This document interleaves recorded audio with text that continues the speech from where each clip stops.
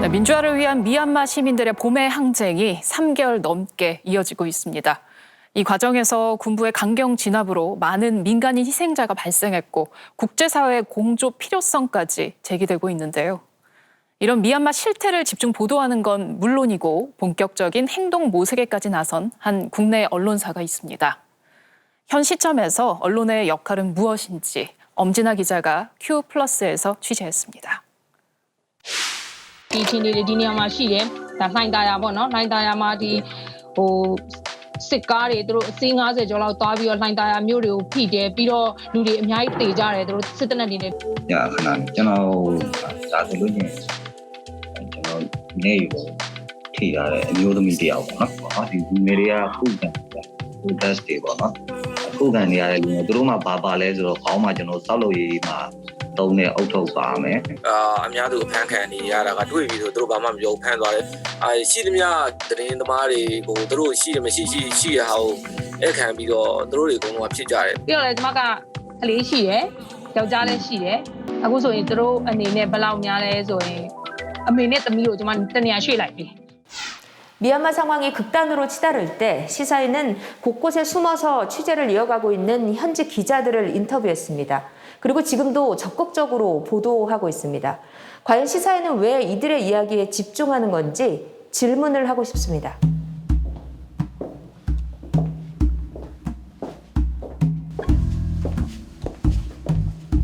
그날도 편집국에서는 미얀마 기사가 쓰여지고 있었습니다. 취재는 쉽지 않습니다. 미얀마 기자들이 그날 찍은 사진과 함께 영어와 미얀마어를 섞어 현지 상황을 전하면 번역기를 돌려가면서 해석을 합니다. 그나마 대화는 자주 끊기고 또 언제 다시 이어질지 장담할 수도 없습니다. 통역하시는 분도 미얀마에서 현지에서 해주시고 기자분도 현지에서 도피하시는 중에서 하다 보니까 이분이 인터넷 끊겨서 한 20분 같이 기다리고 그 다음에 통역하시는 분이 또 인터넷 끊겨서 또 기다리고 네, 그런 식으로 인터뷰 자체가 순탄치 않았고 시작은 돕고 싶다는 마음이었습니다. 어렵게 연락이 닿은 그들은 언제 붙잡힐지 모른다는 공포 속에서도 취재를 멈추지 않았습니다. 단순히 뭐 돈이 필요하다 이런 게 아니라 뭐 방탄조끼가 필요하다, 뭐 인터넷이 안 되니까 태국 유심이 필요하다. 여기저기 지금 몸을 숨기고 피신해 있고 그런 와중에서 SNS로 이제 자기가 본 것들을 이제 전송하는 그런 상황이었어요. 사실 그렇게 목숨을 걸고 취재를 하는 사람들이 있고 우리가 보고 있는 사진들이 그런 사람의 노동과 그런 사람들의 어떤 헌신으로 만들어진 것이다라는 거를 조금 말을 하고 싶었던 것 같아요. 시사2는 미얀마 취재에 취재기자의 3분의 1을 투입했습니다.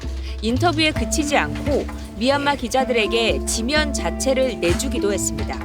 작게는 원고료 명목으로 현지 언론인들의 생계비를 지원하고 크게는 국제적 연대를 실천하는 방법이라고 여겼습니다. 그 미얀마 군부가 하려는 것도 되게 지금 시민들 간의 관계를 다 단절시키는 그런 정책들을 많이 하고 있거든요. 인터넷을 끊고 또 사람들이 못 모이게 그런 법령을 세우고 SNS를 통해서 계속 서로를 연결하고 있어요. 고립된 미얀마를 같이 지켜보고 있다는 그런 느낌이 많이 들더라고요. 너무 큰 동력이 됐어, 너무 큰 힘이 됐어. 그건 아니겠지만 그러니까 하나의 어떤 그 힘을 만들어가는데 보탬이 되고 있지 않을까? 기사에 더해 각종 시민 활동에도 나섰습니다. 돈은 없었지만 할 수 있는 일을 했습니다. 사실 독자들이 굉장히 답답해하거든요. 그래서 나는 뭘 할 수 있지? 그거에 대해서 뭔가 완벽하게 답을 언론이 내놓을 순 없지만 한두 가지 정도는 내놓을 수 있다고 생각했어요. 그리고 기자들이 또 잘하는 게 전문가들을 많이 알잖아요. 그러면 이제 전문가들을 독자들하고 연결해주면 되는 거고 미얀마 국기에 빨간색이 용기를 상징한다 그러더라고요. 그래서 실제로 이제 미얀마 분들이 시위하시면서 빨간 풍선 많이 들고 나오시기도 했고 이렇게 독자와의 소통은 다시 기사에 담겼고 기사를 보고 더 많은 사람들이 모여들었습니다. 지금 어떤 할머니께서 풍선을 신청을 하셨어요. 집 베란다에 이렇게 걸어가지고 보내주셨더라고요. 근데 실업급여 쪽에서 후원하신다는 분들도 있었고 세 손가락 인증샷 했을 때 학교 선생님들이 되게 많이 참여해 주셨는데 5월 18일이나 이런 날들을 일종의 연계 수업용으로 많이들 활용을 하시는 거예요. 뭔가 지면을 뛰어넘는 무언가가 지금 벌어지고 있는 것 같은 느낌이 네. 들어요. 그럴 때 어떠세요? 기획하시고 재밌죠. 그러니까 왜냐면 그러니까 독자가 되게 어떻게 보면 상상된 존재잖아요. 그러니까 온라인 너머에 그 뭔가 댓글로만 메일로만 있는 사람들이라고 생각하는데 뭔가 사람들한테 참여했다라는 효용감을 주는. 그래서 그러니까 구체적으로 독자를 상상할 수 있다는 거, 그리고 저희 기자들이 구체적으로 독자를 만날 수 있다는 거, 그게 좀 장점인 것 같고요. 시사 2는 미얀마 사태를 계기로 단순 보도를 뛰어넘는 행동하는 언론을 실험하고 있습니다. 언론사 입장에서도 이게 되게 큰 도전이에요. 기자가 사실을 보도하는 거 이상으로 사실은 현장을 만들고 또 굉장히 현장에 개입하는 일이더라고요. 세상하고 독자를 어떤 방식으로 연결시키느냐, 이제 거기에서 우리가 어떤 역할을 할 수 있느냐가 요즘 저희 매체가 고민하고 있는 일인 것 같아요. 일종의 선한 영향력 이런 것들을 행사하고 싶어 할 때 나만이 그런 생각을 가지고 있는 게 아니라 여러 사람이 시민사회와 민주주의를 위해서 어떤 행동을 하고 싶어 한다라는 걸 확인하게 해주는 거죠. 그리고 그거를 묶어내는 게 저널리즘의 역할 중 하나일 수 있다고 생각하고요. 물론 시사인 외에도 미얀마를 다룬 보도는 많았습니다. 지난달에 쏟아진 기사만 2,000여 건에 이를 정도입니다. 군부에 의한 쿠데타는 세계 곳곳에서 심심치 않게 벌어지는 일이지만 미얀마의 현실은 41년 전 5월의 광주와 닮았고 우리와 가까운 지역에서 벌어진 일이었기 때문입니다. 미얀마 사태 속보입니다. 신체가 잘려나가는 끔찍한 고문을 당했다고 폭로했습니다. 군경이 시신을 돌려주는 대가로 돈을 요구한다는 증언이 나왔습니다. 또 장기 적출과 밀매가 의심될 정도로. 그러나 이렇게 끔찍한 실상을 보도하는 것만이 답은 아니라는 게 이유경 국제분쟁 전문 기자의 의견입니다.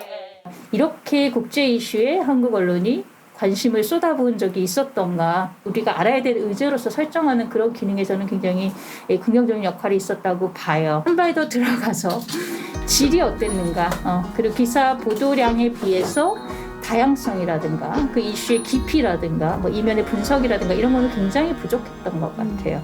궁금하잖아요. 여러 가지 이슈가 우리가 몰랐던 것들이 막 튀어나오기 때문에 각각의 어떤 그 이제 문제 이슈, 소수민족 이슈, 특히 로힝야 이슈가 어떻게 연계되는가, 이게 깊이 들어가면 또 이제 그런 분석들을 요하는 그런 갈증이 있어요. 근데 그런 거는 제가 보기엔 거의 전혀 되지 않고 있는 것 같고요. 남의 나라 일이 아니냐, 왜 이거에 대해서 국내 언론이 이렇게 신경 써야 되냐라고 얘기를 하는데 어떠세요? 그런 시각에 대해서는 어떻게 해서든 영향을 받고 나만 고립돼 사는 시대가 아니잖아요. 2021년인데 저는 더 나아가서 정말 중요한 거는 나와 관계가 설령 없는 일이라도 내가 직접적으로 영향을 받지 않더라도 광주 상황과 우리 경우가 닮아서라든가 그냥 모든 걸 연대할 어떤 그런 네트워크나 어떤 공통의 경험이 없어도 인간적으로 이 상황을 목도하는 것 자체가 스스로 용납할 수 없다, 이렇게 생각하는 성숙한 시민의식이 있었으면 좋겠어요. 그게 보다도 동기가 됐으면 좋겠어요. 더구나 연대라는 큰 이야기가 아니더라도 미얀마 사태는 이미 우리의 문제이기도 합니다. 미얀마 석유가스공사 담벼락에 걸린 겟아웃 포스코. 포스코는 부인하고 있지만 현지 자회사의 자금이 미얀마 군부로 들어간다는 지적이 여러 차례 제기됐습니다. 그 기업에 투자하고 있는 우리의 세금, 국민연금이라든지 다른 형태를 통해서 기여를 하고 있는 우리의 세금들이 있기 때문에 이건 직접적으로 우리의 역할, 우리의 책임이다라고까지 저희는 보고 있습니다. 포스코 관련된 활동하시면서 언론의 역할이라든지 혹시 좀 어떤 것들을 좀 느끼시는지가 궁금합니다. 로힝야 이슈나 이런 것에 비교하면 훨씬 더 많은 기자와 언론사들이 연락을 해왔고 취재 요청과 노력을 해왔다라고 하는 점은 좀 다른 점이라고 저는 좀 보여지고요. 저희 입장에서는 약간 디테일한 게 나가기는 하면 좋은데 나중에 후속으로 나갈 수가 없는 기사거리가 안 되니까 더 이상. 지금 미얀마에서 벌어지는 일은 가상이 아닌 현실, 소설이 아닌 사실입니다. 그리고 고립된 미얀마는 우리가 더 고민할 건 없는지를 끊임없이 묻고 있습니다. 저는 이번 미얀마 사태가 언론에게 주는 교훈이 너무너무 많다고 생각해요. 너무너무 많은데 이걸 먼저 말하고 싶어요. 그러니까 현지에서 그 익명으로 그게 현지 국내 언론이건 그러니까 미얀마 언론이건 혹은 외신에 속한 미얀마 기자건 혹은 시티즌 저널리스트건 이들이 바닥에서 익명으로 뛰고 이렇게 해서 현장을 알려야 되는 이 저널리즘이 폭발적으로 그리고 꽤 퀄리파이드한 어떤 그런 성격도 많이 보여줘요. 시즌 기자가 막 한다고 해서 그게 질이 낮거나 꼭 그런 건 아닌 거거든요. 그 정보를 소중히 다루었으면 좋겠고. 인상 깊었던 말 중에 하나는 그러니까 체포되면 안 된다. 체포되면은 보도를 못하기 때문에 나는 저렇게 못할 것 같은데 되게 존경스럽다라는 생각도 되게 많이 들고 미얀마의 민주화를 응원한다는 거 유혈 사태를 멈추면 되는 일인가 한국이 규탄 성명을 내는 것 이상으로 만약에 미얀마에서 나오는 난민들을 받아야 된다라고 하면 우리 사회는 얼마나 또 준비가 되어 되게 우리나라와 관련돼 있는 민주주의와 관련된 쟁점을 되게 건드리고 있다는 생각이 많이 들더라고요. 질문하는 기자들 큐 엄진아입니다. 오늘 질문하는 기자들 큐에서 준비한 내용은 여기까지입니다. 저희는 다음 주 일요일 밤 10시 35분 미디어의 본질을 찾는 질문으로 다시 찾아뵙겠습니다. 고맙습니다.